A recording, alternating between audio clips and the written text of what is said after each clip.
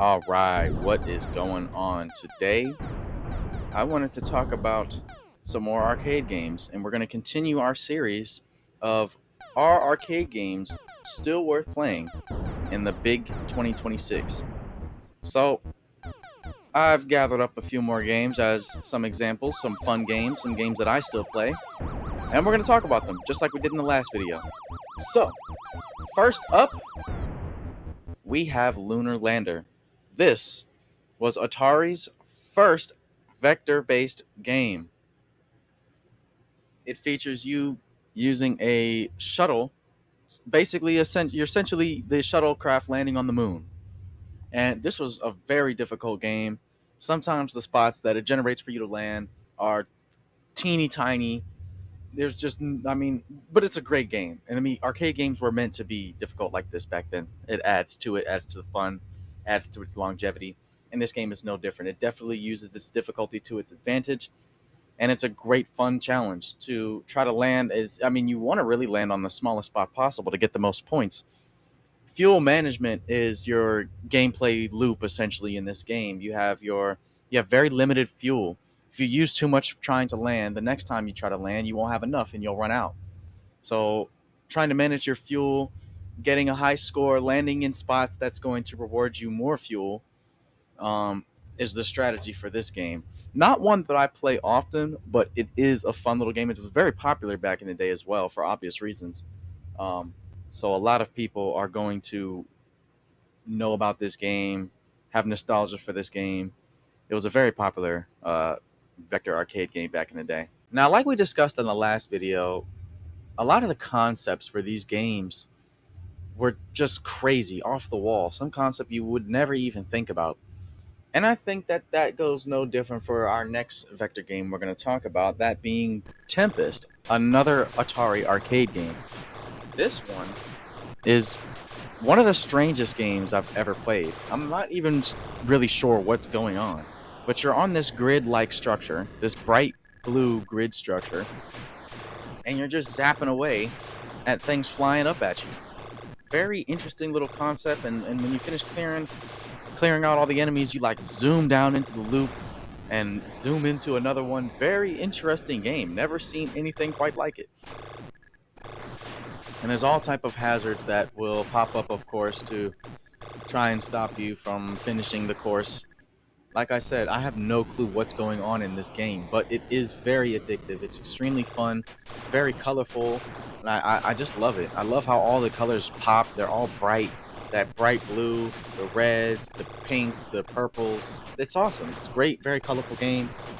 And definitely, once again, another popular game that a lot of people that played arcade games back in this day are going to know about. This was right up there with some of the most popular arcade games.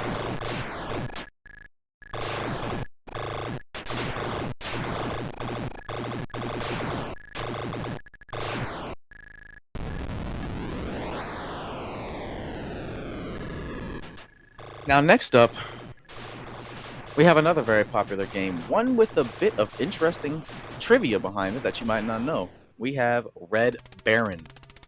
This was actually a video somebody made a comment about, saying that they played this, and yeah, I like this game too, and decided to do a little video talking about vector games and include this one in there. So here it is. The little interesting trivia behind this game is that Red Baron is not just some random name given to this game. He was apparently the best fighter pilot of his time. He's considered actually the best fighter pilot of that time, having a very high skills in air combat and evidently destroying up to 80 aircraft back then. So, and that's what this game is based on. It is based on him and his amazing fighter piloting skills. And so I guess that technically means that all the planes you're shooting down are actually Allied planes. This game is still a ton of fun. One of the best vector-based graphics games out there.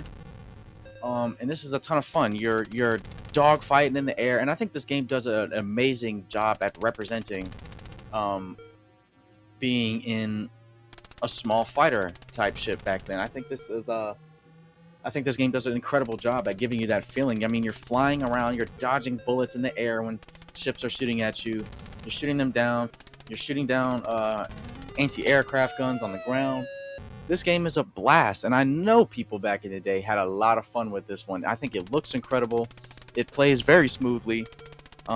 And I think it was, once again, made by Atari. So we've got a lot of Atari on this list today.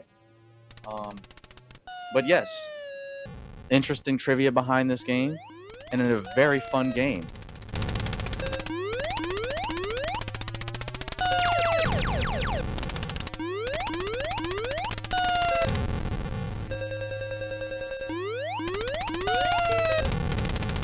Now, I saved the best for last.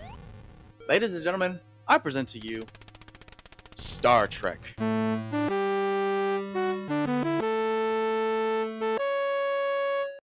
Yes, I'm a huge Star Trek fan. I almost wanted to just put this game in a video of its own, but these arcade games are quite short, so it wouldn't really be a huge video to talk about, so we're going to throw it in here.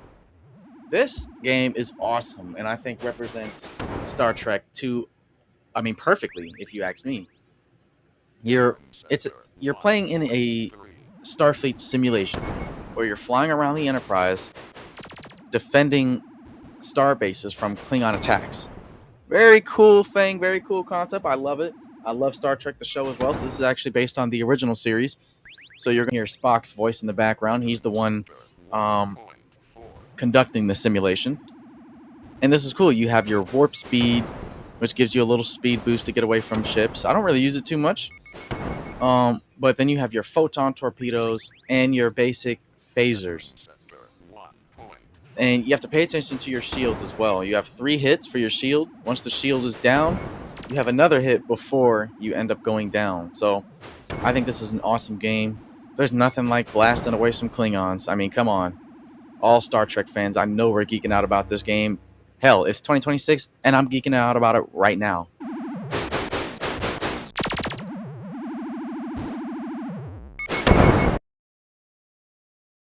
Another thing interesting about this game is that this was actually developed by Sega.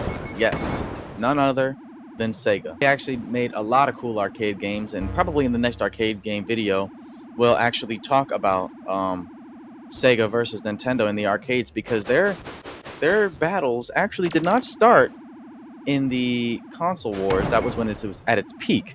It really started during the arcades. So we will discuss that definitely in another video. But that's basically all we have for you today. Just wanted to talk about a few vector-based games, and I definitely wanted to highlight the Star Trek game because that's definitely my favorite of the bunch. But what do you guys think? Definitely let me know. Do you think these games are still worth playing? Do you still play some of these games? Let me know in the comments. Definitely like and subscribe if you're new, if you want to see more. There's going to be more arcade game videos coming, so stay tuned. And that is going to be all from me. Peace!